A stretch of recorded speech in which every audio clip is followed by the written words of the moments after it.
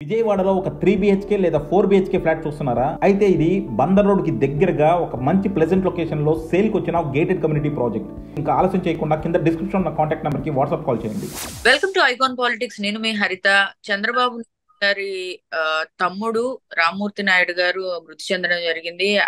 ఆ విషయంగా కొన్ని ప్రచారాలు అయితే వెలుగులోకి వచ్చినాయి. ఏంటంటే జగన్ కి షర్మిలాకి ఎలా అయితే గొడవలు జరిగాయో సేమ్ అలానే రామ్మూర్తి నాయుడు గారికి చంద్రబాబు నాయుడు గారికి కూడా గొడవలు ఉన్నాయని, చంద్రబాబు నాయుడు గారు తన తమ్ముడినే సొంత పార్టీలో ఎదగనీయకుండా చేశారని చెప్పి కొన్ని ఆరోపణలు, విష ప్రచారాలు జరుగుతూనే ఉన్నాయి. సో మరి ఈ విష ప్రచారాల మీద అప్పసాని రాజేష్ గారి అభిప్రాయం తెలుసుకునే ప్రయత్నం చేద్దాం. నమస్తే సార్. నమస్తే అమ్మా. సార్, మరి ఇప్పుడు జగన్ కి షర్మిలాకి ఉన్న గొడవలు, చంద్రబాబు నాయుడు గారికి రామ్మూర్తి నాయుడు గారికి ఉన్న గొడవలు రెండు ఒకటి కాదేమో అన్న అభిప్రాయం, మీరేమంటారు సార్? ఇక్కడ గమనించుకోవాల్సింది ఏంటి అంటే అంటే ఇప్పుడు జనరేషన్ కి గతంలో ఏం జరిగింది అనేది ఆ వివరాలు తెలియవు కాబట్టి సోషల్ మీడియాలో వండివార్చిన కథనాలని ఏ ఆర్కెస్ట్రేటెడ్ స్టోరీ సోషల్ మీడియాలో పబ్లిష్ అయితే అదే నిజం అనుకునే భ్రమంలో కొంతమంది ఉంటున్నారు. ఆ భ్రమంలో ఉండే కొంతమంది ఆ కథనాలని నిజం అనుకొని ధృవీకరిస్తున్నారు, దానికి కామెంట్లు పెడతా ఉన్నారు, స్పందిస్తున్నారు, ఒక నిశ్చాభిప్రాయాన్ని కూడా వచ్చేస్తా ఉన్నారు. కానీ వాస్తవం వేరు, జరిగే ప్రచారం వేరు. ఎందుకనంటే అసలు చంద్రబాబు నాయుడు గారి నేపథ్యం, రామ్మూర్తి నాయుడు గారి నేపథ్యం పూర్తి భిన్నమైన నేపథ్యం.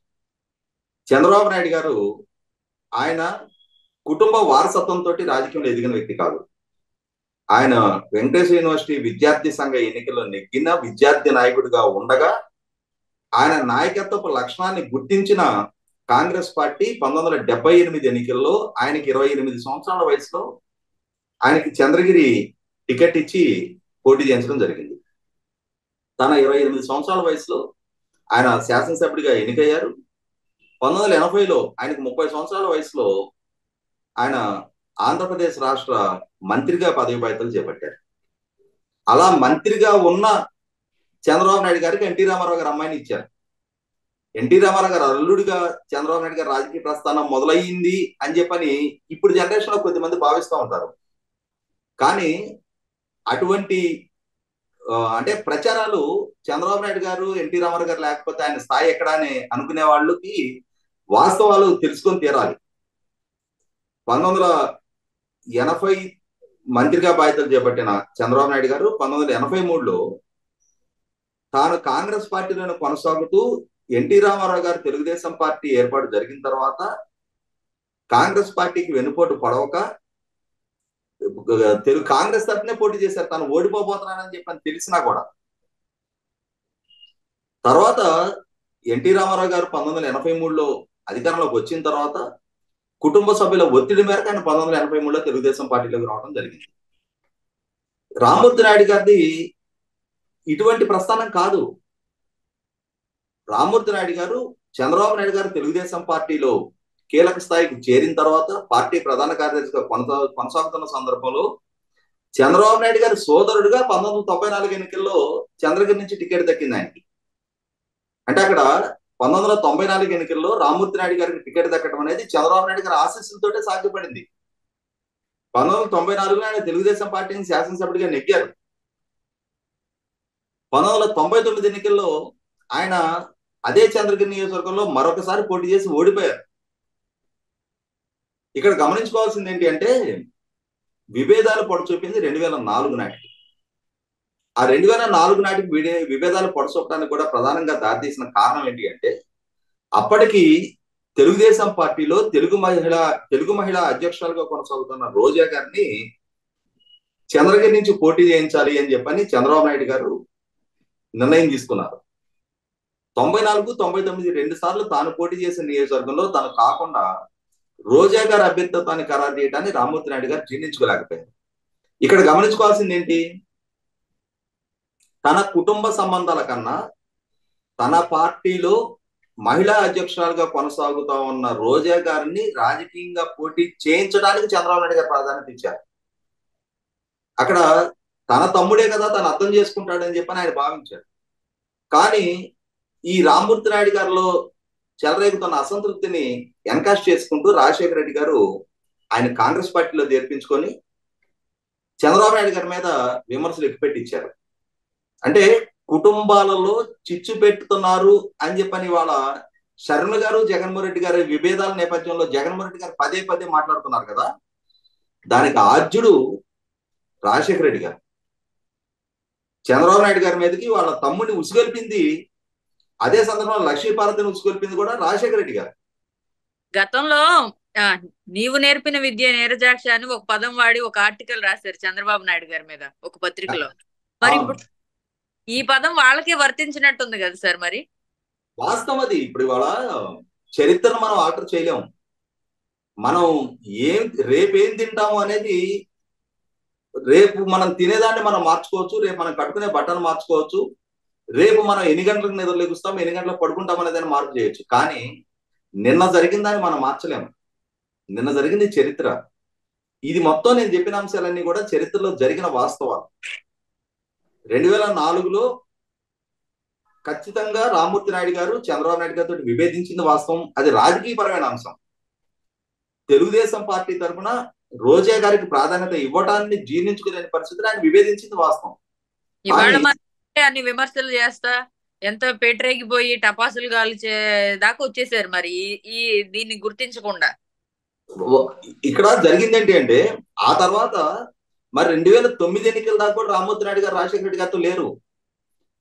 రాజశేఖర రెడ్డి గారు తన రాజకీయ అవసరాల రీత్యా తనని ఎమోషనల్ గా ఎక్స్పెక్ట్ చేసుకొని తన అన్న మీద ఉసుగొల్పారనేది రియలైజ్ అయిన రామ్మూర్తి నాయుడు గారు ఆ తర్వాత 2009 ఎన్నికల నాటికే మళ్ళీ తిరిగి తన అన్న దగ్గరకు వచ్చేసారు. ఇది కూడా చరిత్రే. ఆ తర్వాత మరి అదే రామ్మూర్తి నాయుడు గారికి అనారోగ్య సమస్యలు తలెత్తిన సందర్భంలో, అదే సందర్భంలో ఇవాళ నారా రోహిత్ని హీరోగా ప్రమోట్ చేసే విషయంలో అయినా సరే, ఈ రోజుకి నారా రోహిత్ గాని రామ్మూర్తి నాయుడు గారి సంతానం గాని రామ్మూర్తి నాయుడు గారి కుటుంబం గాని చంద్రబాబు నాయుడు గారితో అటాచ్డ్ గా ఉన్నారా, డిటాచ్డ్ గా ఉన్నారా? అటాచ్డ్ గానే ఉన్నారు కదా సార్. మొన్న నారా రోహిత్ ఎంగేజ్మెంట్ జరిగితే మరి మొదటి నుంచి చివరి వరకు చంద్రబాబు నాయుడు గారి కుటుంబ పెద్దగా ఆయనే నిలబడి బాధ్యత నిర్వహించారు కదా. మరి శర్మిల గారి అబ్బాయి వివాహం జరిగింది, రిసెప్షన్ జరిగింది. మేనమామగా జగన్మోహన్ రెడ్డి ఎంత బాధ్యతగా నిలబడ్డాడు అక్కడ? జస్ట్ గెస్ట్ లా వచ్చి వెళ్ళిపోయారు. అది కూడా రిసెప్షన్ కి, పెళ్లికి కాకుండా. కాబట్టి ఇక్కడ శర్మిల గారికి జరిగింది వేరు. శర్మిల గారు జగన్మోహన్ రెడ్డి గారి కష్టకాలంలో అండగా నిలబడ్డారు. ఆయన ఒక పార్టీ ఏర్పాటు చేసుకొని ఆ పార్టీ ఏర్పాటైన తొలినాళ్లలోనే అక్రమాస్తుల కేసులో అరెస్ట్ అయ్యి జైల్లో ఉన్న సందర్భంగా అసలు ఆ పార్టీ తరఫున జగన్మోహన్ రెడ్డి గారు వాళ్ళ తల్లి విజయలక్ష్మి గారు ఇరువురే ప్రజాప్రతినిధులుగా ఉన్న రోజుల్లో, అసలు ఆ పార్టీ భవిష్యత్తే ప్రశ్నార్థకంగా మారుతున్న రోజుల్లో తన అన్నకి అండగా నిలబడి ఆ రోజు అధికారంలో ఉన్న కాంగ్రెస్ పార్టీతో విభేదించి తన అన్న వైపు ఎవరు రావడానికి సంకోచిస్తున్న సందర్భంలో తన అన్నకి వెన్నుదన్నుగా నిలబడి 3200 కిలోమీటర్ల పాదయాత్ర చేసి, అదే సందర్భంలో తన అన్నకు మద్దతుగా కొంతమంది కాంగ్రెస్ శాసనసభ్యులు రాజీనామా చేసి బయటకు వచ్చిన వాళ్ళని ఉప ఎన్నికల్లో గెలిపించుకుంటానికి జరిగిన ప్రచారంలో కూడా పూర్తి పార్టీ బాధ్యతల భుజస్కంధాల మీద మోసి ఇవాళ ఈ పార్టీని ఈ స్థాయిలో నిలబెట్టింది శర్మ గారు. అటువంటి శర్మ గారికి రాజకీయంగానూ ఎటువంటి అవకాశాలు కల్పించలేదు, ఆస్తుల పంపిణీలో కూడా అన్యాయం చేశారు అని చెప్పని ఆరోపణలు ఎదుర్కొంటుంది జగన్మోహన్ రెడ్డి గారు.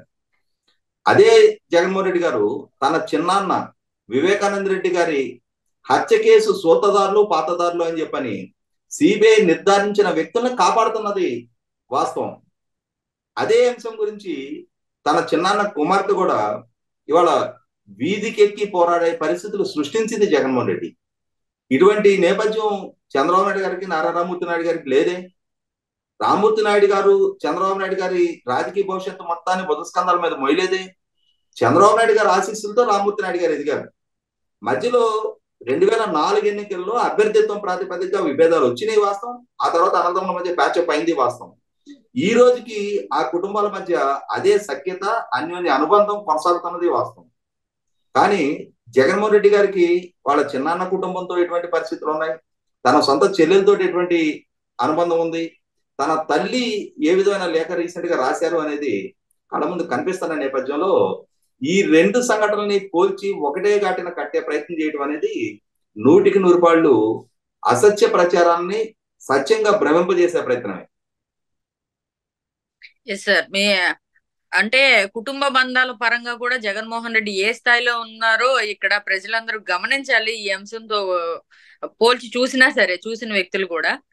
రైట్ సార్, ఈ అంశం మీద మీ అభిప్రాయం తెలియజేసినందుకు, అంటే మాకున్న డౌట్స్ కూడా క్లారిఫై చేశారు చాలా వరకు. Thank you so much sir. తిరిగి మరొక అంశంతో మళ్ళీ కలుద్దాం సార్. Thank you sir.